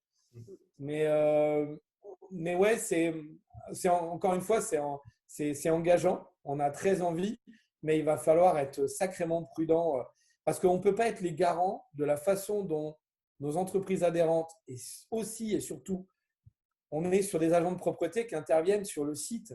Comment se comporte l'utilisateur lambda dans son bureau qui, tout d'un coup, va être de mauvais poil ce matin-là, va envoyer balader notre agent de propreté parce qu'il vient de déplacer une lettre sur son bureau et que voilà. Et ça, comment est-ce qu'on fait pour border jusque-là? C'est vraiment ça qui m'inquiète.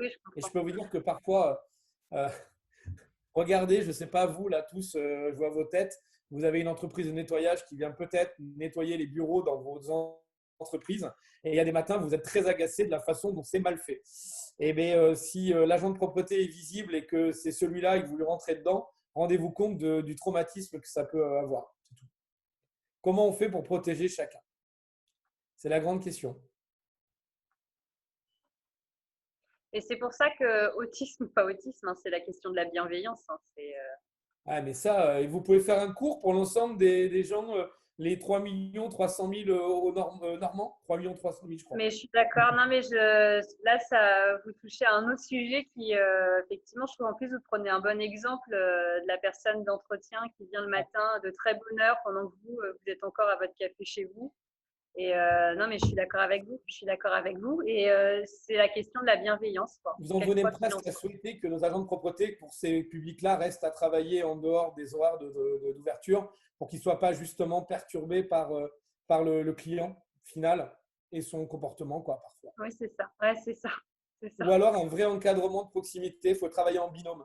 faut travailler en binôme pour que le collègue à côté, mais il faut que le collègue n'ait pas l'impression d'avoir un poids, faut pas qu'il ait l'impression d'avoir un poids avec lui. Il faut bien que ce soit un collègue bienveillant. Oui. Ça peut être la bonne idée, le collègue, hein, mais c'est une évidence pour moi. On ne peut pas travailler seul dans ces conditions-là si on ne peut pas garantir des conditions de travail. C'est pareil, vous savez, dans des bureaux seuls, l'alarme se met en route, il y a une intrusion. Est-ce qu'il va être capable de réagir? Toutes ces questions se posent. Moi, je reste persuadé qu'il faut être en binôme pour travailler par rapport à cette forme de handicap. Alors, le binôme, par contre, ça suppose de travailler en amont la notion de réciprocité. Ah ouais. Le, entre guillemets, valide qui va être le binôme de ton salarié autiste, il faut qu'il ait un retour aussi sur la sécurité qu'il apporte au parcours. Et puis, il faut qu'il soit conscient, le binôme, qu'il en sortira, cette bienveillance lui sera récompensée aussi. J'en suis persuadé. Oui, c'est une évidence. C'est bien la notion de réciprocité dont je parlais. Ouais. C'est que certes, il va devoir faire un peu plus attention parce que son collègue est dans une situation particulière, mais qu'est-ce que lui, il en retire? Qu'est-ce qu'on lui fait valoir? Vous savez, nous, on est dans la propreté, on se dit toujours, le fait, ce qui pose problème dans la propreté, c'est la répétition, finalement, de cet emploi de façon journalière. C'est ça qui souvent fait que des gens passent un moment dans notre secteur et n'y restent pas aussi. Et moi, je pense que cette répétition, elle est justement très intéressante par rapport au public dont on parle, parce qu'elle est réconfortante, elle est rassurante, cette répétition. Les tâches routinières, c'est hyper rassurant pour une personne avec autisme d'avoir des tâches routinières. J'aimerais bien qu'on arrive à convaincre tout le monde de ça, et c'est là-dessus qu'on va nous travailler. Mais bon, on ne va pas mobiliser toute la parole sur la propreté. Merci. Et moi, je recoupe.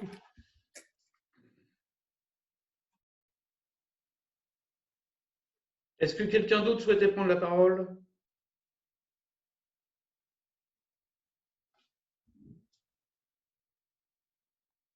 Non? Eh bien, Julie, je vais te laisser le mot de la fin. Écoutez, déjà, merci à vous. Alors, j'espère que j'ai répondu au mieux. En tout cas, comme vous l'avez dit, Laurent, on était vraiment dans une sensibilisation. Donc, c'est vrai que c'est toujours… Nous, quand on prépare nos interventions, c'est toujours très frustrant parce qu'il y a plein de choses que je dois laisser poser. On n'avait qu'une heure et demie. J'espère que ça vous a donné, en tout cas, goût à peut-être creuser le sujet. Nous, comme je vous l'ai dit tout à l'heure, au Centre Ressources Autistes, on apporte ressources à toutes les personnes qui ont besoin d'informations sur les TSA. Donc, les personnes elles-mêmes, évidemment, leurs aidants, mais aussi les professionnels. Donc, n'hésitez pas à aller sur notre site du CRA. Vous pouvez aussi nous envoyer des mails auxquels on essaiera de répondre pour vous apporter les ressources nécessaires. Et puis, merci de votre attention. Merci beaucoup. Merci beaucoup, Julie, de la qualité de ton intervention. Merci. Merci. Merci. Bonne fin de journée à tout le monde. Merci, bonne fin de journée. Au revoir. Au revoir. Du coup, Laurent, tu veux que voulais que je vous envoie le contenu? Oui, on va se faire un petit mail et puis partager ça. Donc, je vous envoie le contenu. Ok, je vous l'envoie en PDF. Pas de souci. Naturellement, je suis passé au tutoiement. Oui, voilà. Non, mais moi, je ne savais pas. Un coup oui, un coup dessus. Donc, c'est parfait. Très bien. Très, très bien. Et je t'envoie tout ça. Et puis, tu me dis s'il y a besoin d'autre chose. Ok. Et puis, moi, je coupe l'enregistrement et je te l'envoie aussi. Ok. Merci beaucoup. Okay, allez, bonne journée. Merci beaucoup. Au revoir. Au revoir.